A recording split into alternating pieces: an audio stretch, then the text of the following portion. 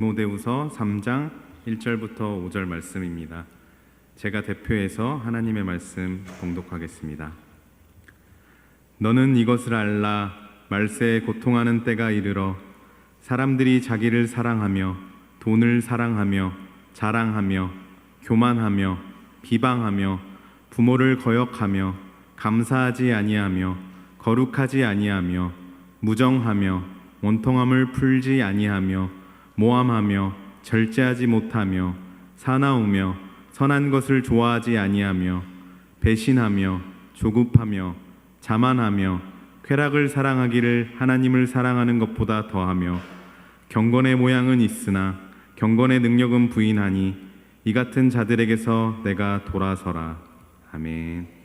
목사님 나오셔서 교회 소식 전해주시겠습니다. 교회 성도님들의 자제분들이 목회 사역할 때 정말 멋진 목회자들이 될 수 있도록 여러분들 관심 갖고 늘 기도해 주시고 축복해 주시기를 바랍니다. 오늘 본문 말씀 다 읽으셨죠?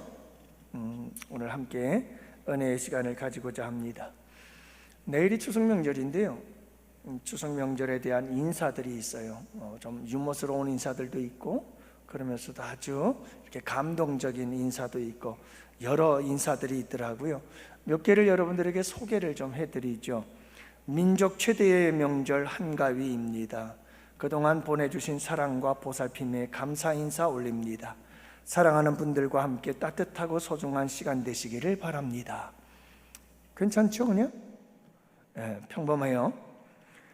밝은 보름달처럼 함께 추억을 비추고 서로의 마음을 비추는 행복한 한가위 되세요.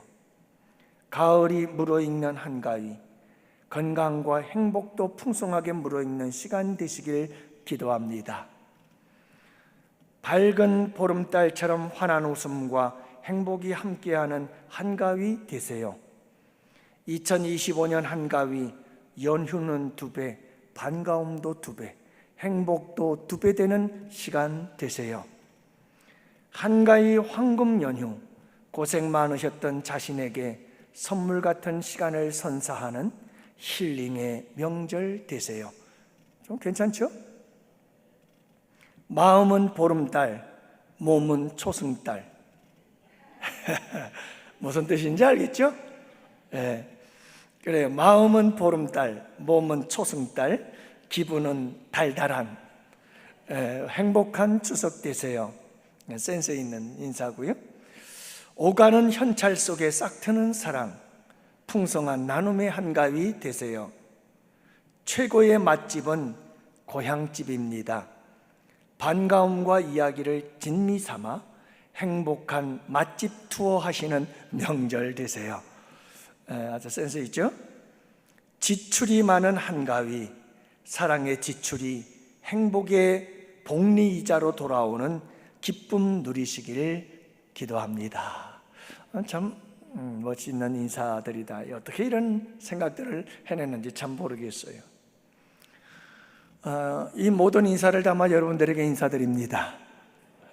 이 모든 인사들을 다 담아서 또 이런 재미있는 글이 있더라고요. 명절에 관련된 건데요. 며느리의 넋두리, 며느리들이 넋두리하는 시조. 얼굴 못 본 니네 조상, 음식까지 내가 하랴. 나 자랄 때 네 집에서 보태준 거 하나 있냐. 며느리인가 일꾼인가 이러려고 시집 왔나. 집에 있는 엄마 아빠 생각나서 목이 메네.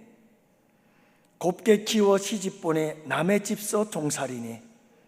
남편 놈은 쳐누워서 TV 보고 깔깔대네. 뒤통수를 까고 싶네. 날라차서 까고 싶네. 집에 가서 보자꾸나. 등판에다 강 스매싱. 마구마구 날려주마. 잘 좀 해라 내 남편아. 이게 이제 며느리가 명절 때 넋두리하는 시고요. 남편의 답사가 있습니다. 남편의 답사는 이렇습니다. 나도 못 본 우리 조상 음식한다 수고했소. 쉬라 하는 어머니를 밀천에는 당신 보고 장인 장모 보내주신 천사라고 생각했어. 장인 장모 보고플까 차례 후에 가자 했어. 설거지만 끝내겠다 고맙기가 그지없어. 처가 가선 쉬랬더니 장모 걱정 가득이요. 올라올 땐 바리바리 살림꾼이 따로 없어. 쳐누워서 TV 본다 까고 싶다 하지 마소. 어머님이 힘드신데 아내님이 힘드신데 이내 맘은 편하겠소. 처가에선 TV 말곤 정말 할 게 없어. 고생 많은 나의 여보 사랑하오 사랑하오. 이게 남편의 답사였고요. 이제 시어머니의 답사가 나옵니다. 자, 시어머니가 어떤 답사를 썼을까요? 글쓴이가 누구던가 속 시원히 표현했네. 글이라도 남긴 여인 그나마도 대단하네. 그 나머지 여인들은 끙끙 앓다 세월 가고 돌아보면 바보처럼 보낸 세월 얄미워서 그런저런 세월 먹고 어느 사이 시어머니 울 며느리 넋두리를 들어야만 하는 나이. 내 며느리 들어보소 가족끼리 사시게나 시어머니 모습처럼 살지 마라 그리했네. 참 그래도 감동이 되네요, 그죠? 네. 여러분 추석 명절 행복하고 아름다운 명절 되시기를 바라고 오늘 말씀 주신 것처럼 하나님의 특명을 받들어 위로자의 삶을 살아가시기를 바라고 한 주간 만나는 사람들마다 그저 따뜻한 위로와 격려가 넘치는 복된 한 주가 되기를 축복합니다. 여러분 명절은 복음을 전하기에 딱 좋은 때죠. 복음을 전하는 방법들은 다양합니다. 그 중에 하나가 삶이죠. 삶을 통해서 아름다운 복음을 전파하고 능력 있는 복음을 전파하는 우리 양원의 성도들이 되시기를 축복합니다. 우리 따라합시다. 열심히 전도하는 교회는 하나님께서 금덩어리도 준다. 네, 그래요. 우리 교회가 열심히 전도하는 교회가 되기를 바라고요. 또 우리 교회가 계속해서 복음 전하고 선교하는 교회로서 끊임없이 자리매김되어지고 선두자적인 역할을 감당하고 여러분 앞서가고 많은 교회를 깨우고 많은 교회들을 일으켜서 많은 교회들로 하여금 선교하는 교회들로 세워갈 수 있는 정말 멋진 교회가 될 수 있기를 축복합니다. 앞으로 우리 교회가 이런 아름다운 사역들을 통해서 주님께 영광 돌리는 복된 교회가 될 줄로 믿습니다. 그리할 때 하나님의 놀라운 위로가 우리 양원교회에 계속해서 하나님의 위로가 차고 넘치는 역사가 있게 될 줄 믿습니다. 그래서 오늘 말씀에 보면 여러분들 우리가 정말 중요한 게 그거예요. 삶의 전도가 되질 않으면 뭐라고 얘기를 해도 전도가 쉽지가 않아요. 물론 하나님께서 성령을 통해서 우리에게 여러분 구원의 역사는 이루어지는 것이기 때문에 어떤 이도 성령의 역사를 통해서 구원할 수 있지만 그러나 여러분 우리가 모든 것을 보편적으로 볼 때 정말 중요한 것은 삶의 전도가 먼저 이루어지고 그 삶의 전도를 통해서 복음이 전파되어질 때 그 복음의 능력이 나타나는 거예요. 복음 자체도 능력이지만 그 복음의 능력은 삶을 통해서 나타나게 되는 줄로 믿습니다. 우리의 삶을 보면서 주변에 믿지 않는 사람들은 복음의 능력을 보는 거거든요. 예수의 능력을 보고 살아계신 하나님의 능력을 보는 거거든요. 그 삶의 능력을 보고 저 정도면 나도 예수 믿을만 하다. 한번 예수 믿어 보자 라고 하는 결단이 서게 되는 줄로 믿습니다. 그래서 우리에게 참 중요한 것 중에 하나가 뭐냐면 삶의 전도다라고 하는 것을 여러분들이 잊지 마시기를 바랍니다. 그래서 여러분 우리가 이 세상에 전도를 할 때 가장 큰 전도는 뭐냐면 세상과 구별된 삶이에요. 그게 전도이고 그게 선교인 거죠. 여러분, 우리가 중요한 것이 뭐냐면 선교사들도 선교 현장에서 가장 힘든 것 중에 하나가 뭐냐면 바로 선교 현장에서 현지인들과 함께 살아가야 돼. 함께. 그러면서 구별된 삶의 모습을 보여줘야 되는 거예요. 그게 가장 힘든 거죠. 그게 가장 힘든 거예요. 그래서 여러분, 예수님은 이 세상에 어떻게 오셨어요? 무엇으로 오셨어요? 선교사로 오셨어요. 할렐루야. 예수님은 이 세상에 선교사로 오셨고 전도사로 오셨어요. 그런데 여러분, 우리 예수님께서 선교하신 선교의 방법은 뭐죠? 우리 예수님은 친히 인간이 되셔요. 죄인들이 사는 이곳에 들어오셔서 친히 인간이 되시고 인간들과 함께 뒹굴며 사셔요. 그런데 놀라운 사실은 인간들 세계 속에서 인간들과 함께 뒹굴며 사셨지만 우리 예수님은 구별되셨어요. 그리고 우리를 구원하신 거예요. 이게 우리 예수님의 선교 방법이라는 것을 말씀해 주고 있어요. 그래서 우리 예수님의 구별된 삶을 보면 팔복의 삶, 그냥 간단하게 얘기하면 그거예요. 우리 예수님은 하나님 나라를 전파하는데 그냥 말로써 전파한 게 아니고 팔복을 전파하고 팔복의 삶을 사신 거예요. 이게 하나님 나라의 삶이거든요. 세상과 구별되어진 하나님 나라의 삶을 살아낼 때 여러분, 그게 강력한 힘이 있게 되어지는 거죠. 그래서 심령이 가난한 자로 철저히 하나님을 의존하며 살아가는 삶을 우리 예수님 살지 않아요? 애통하는 자로 죄를 바라보면서 우리 예수님 눈물 흘리시잖아요. 예루살렘아 예루살렘아 하시면서 예루살렘의 멸망을 바라보면서 나사로의 죽음을 바라보시면서 우리 주님은 눈물을 흘리지 않으시나요?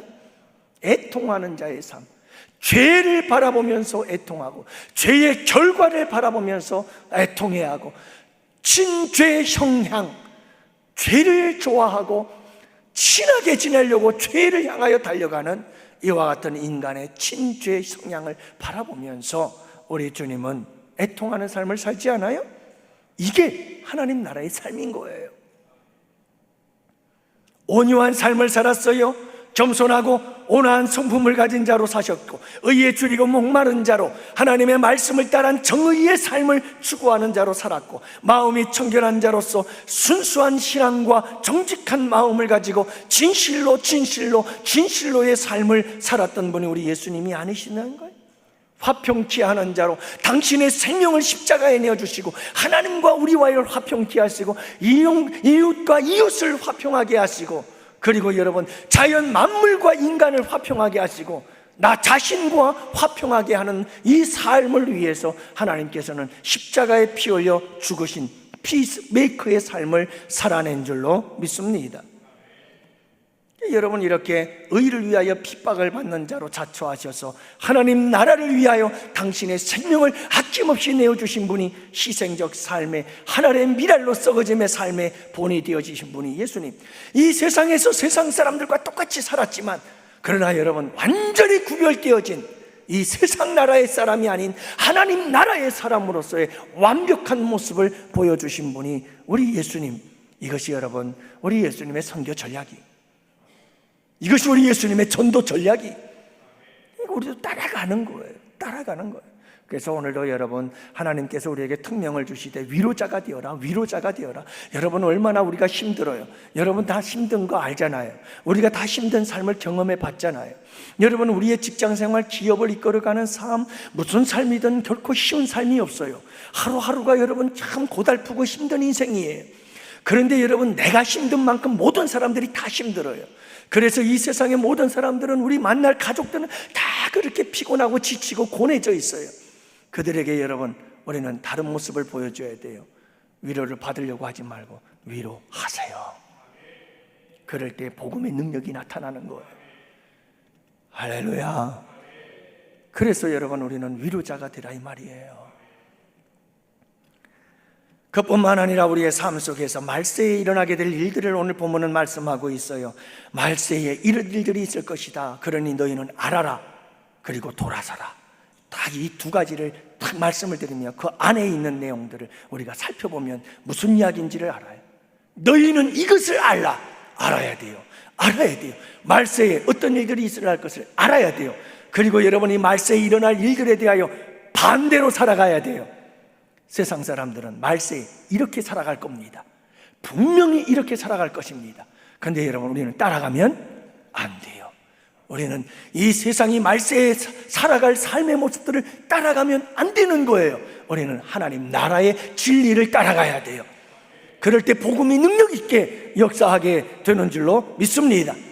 자, 마지막 때에 이렇게 세상은 분명히 오늘 말씀, 너희는 이것을 알라와 돌아서라, 그 사이에 열거되어 있는 모든 방식을 따라 세상은 살아갈 거예요.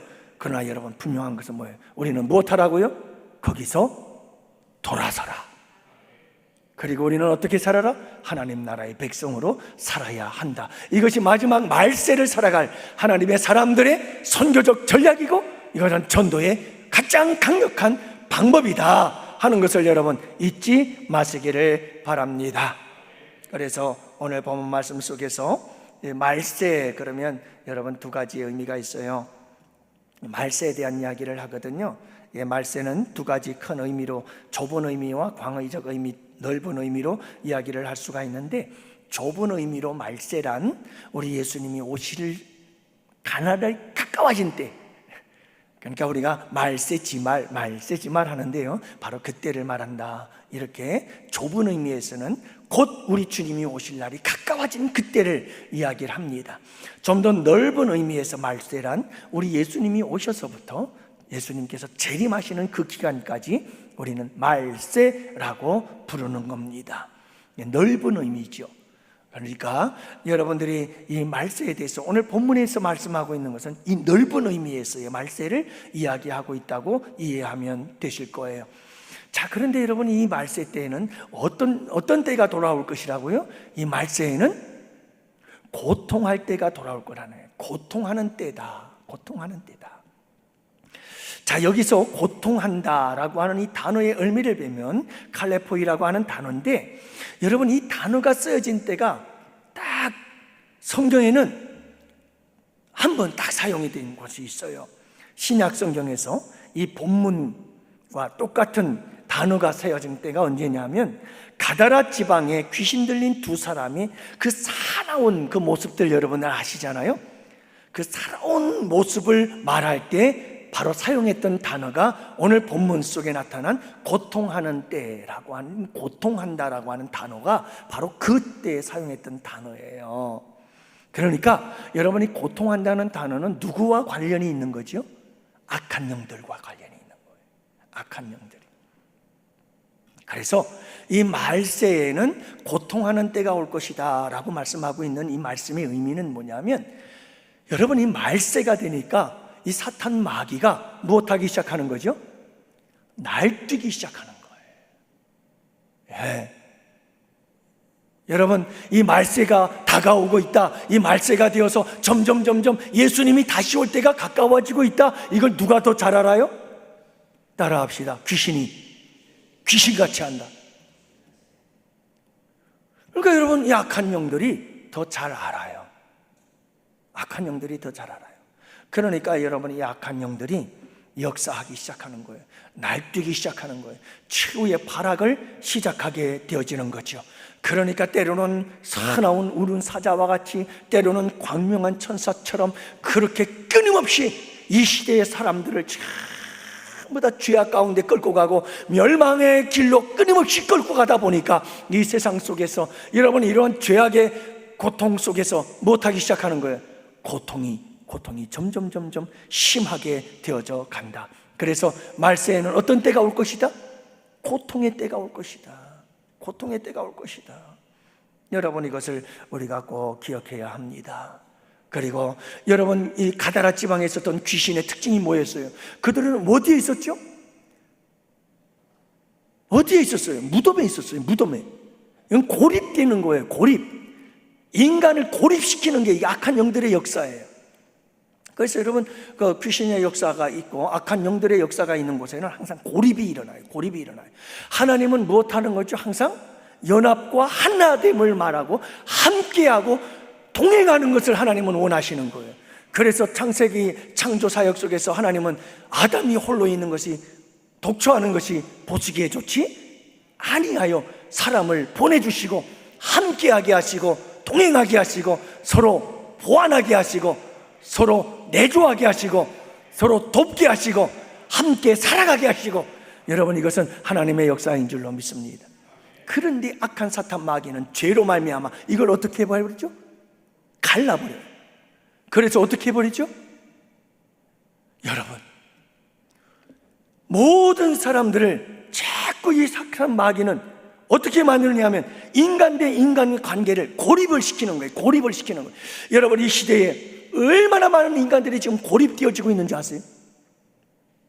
은둔형 외톨이, 이거 심각한 사회적 문제가 되고 있지 않아요? 얼마나 많은 사람들이 이 사회에 적응을 못해요. 이 사회적 구조를 보면 얼마나 사람을 힘들고 피곤하게 만드는지 몰라요. 많은 것들이 풍성해요. 물질적으로, 여러분 육신적으로 보면 얼마나 많은 것들이 풍성한지 몰라요. 그런데 영적으로, 내면적으로 들여다보면 얼마나 인간의 이 내면을 피폐하게 만드는지 몰라요. 그래서 여러분, 얼마나 많은 사람들이 정신적인 질환으로 고통받는지 몰라요. 정말 많아요. 정말 많아요. 근데 이 시대의 두드러진 특징 중에 하나가 뭐냐면 고립이에요. 고립. 철저하게 인간들을 한 사람 한 사람 떼어내가지고 고립을 시켜버려요. 그 참 엘리베이터 타고 아파트 집 오르내릴 때도 그렇고 어디를 가서 여러분 엘리베이터를 타고 한번 보세요. 야, 거기에 7명, 8명, 9명, 10명이 타도 전부 다 앉아가지고 이렇게. 여러분 한번 카페를 가도 보세요. 둘이 마주 앉아서 얘기하는 사람 거의 없어요. 전부 다 핸드폰 들고 다 고립이 돼가요. 군중 속에 외로운 섬이 되어져 가고, 군중 속에 외로운, 여러분 이런 고립된 섬들이 되어져 가고 있는 거예요. 이 끊임없이 사회적 구조와 이 시대에 만들어진 과학적 문명, 인간이 만들어낸 과학 기술들을 통해서 사탄 마귀의 역사는 계속되어지고 있어요. 여러분, 귀신 들린 자를 무덤 속에 끌고 가서 거기에서 고립된 삶을 살게 만들었던 것처럼 이 시대에는 여러분 이와 같은 모든 과학 기술들을 통해서 만들어진 이런 모든 제품들을 통해서 끊임없이 이 사회적 구조를 통해서 사람들을 고립되게 만드는 거예요. 그 고립은 바로 이어져요. 뭘로 이어지는 줄 아세요? 무서운 죄악과 그리고 무서운 정신적 질병을 만들어내고 영적 병들을 만들어내는 거예요. 왜요? 하나님의 창조 질서를 파괴하는 거거든요. 하나님의 창조 질서를 무너뜨리는 거거든요. 거기에는 반드시 여러분 무서운 하나님의 심판이 오게 되어 있는 거예요. 여러분, 이렇게 말세에는 점점 못하는 때가 올 것이라고요. 고통하는 때가 올 것이라고요. 고통하는 때가 올 것이다, 이렇게 말씀하고 있는 겁니다. 사랑하는 양훈의 성도 여러분, 참 우리는 복된 자들임을 믿으시기를 바랍니다. 왜 복된 자들일까요? 여러분, 이 놀라운 영적 신비를, 이 비밀을 세상 사람들이 알 것 같아요? 박사학위 10개 가진 사람이 알 수 있을 것 같아요? 여러분, 누가 이걸 알 수 있겠어요? 이 놀라운 역사의 비밀을, 놀라운 이 역사의 비밀을, 이건 여러분 하나님을 믿는 자들만의, 우리에게만 주신 하나님의 놀라운 알미예요. 참 우리는 이런 부분에 있어서 복된 자들이에요. 이 세상이 어떻게 흘러가는지를 분별하고 이 세상이 지금 왜 이렇게 가고 있는지에 대해서 분명한 그 이유를 알고 있는 자들은 여러분 우리 예수 믿는 사람들이에요. 말세 고통할 때가 올 겁니다. 이 고통은 사탄 마귀 그리고 죄의 권세, 거기에 연관되어져 있습니다. 여러분들 꼭 기억하시기를 바랍니다. 그래서 이 세상은 이제 아우성치기를 시작할 텐데 그 아우성치는 것의 첫 번째가 무엇일까요? 여러분, 이 시대가 고통하는 때가 올 것입니다. 그 고통하는 인간의 모습을 우리에게 쫙 나열해 주고 있는 건데요, 그 고통의 원인들을 나열하고 있어요. 사탄 마귀는 이렇게 말세를 고통의 때로 몰고 갈 것입니다. 이게 여러분 좋은 것 같지만 절대 좋은 게 아니에요. 잊지 마세요. 이것은 바로 고통의 때 멸망의 길로 가고 있는 가장 중요한 징조라는 사실을 여러분들 잊지 마시기를 바랍니다. 그래서 첫 번째, 여러분 말세에 나타날 이 세상에 사람들이 가는 길, 어떤 길이래요? 첫 번째가 사람들이 자기를 사랑하며 철저한 이기주의, 철저한 자기중심주의, 이게 여러분 뉴 에이지라고 부르는 거예요. 엄마 아빠도 건드리지 마세요. 내 인생은 내 거니까요. 아무도 터치하지 말라는 거예요. 큰일 난다 이 말이죠. 여러분 자식들도 무서워요. 자녀들조차도 무서워요. 여러분 자기 사랑이 철저하게, 더 전하고 싶지만 이 내용부터는 다음 주에 전할 겁니다. 왜냐하면 여러분들의 마음은 딴 데 가 있으니까요.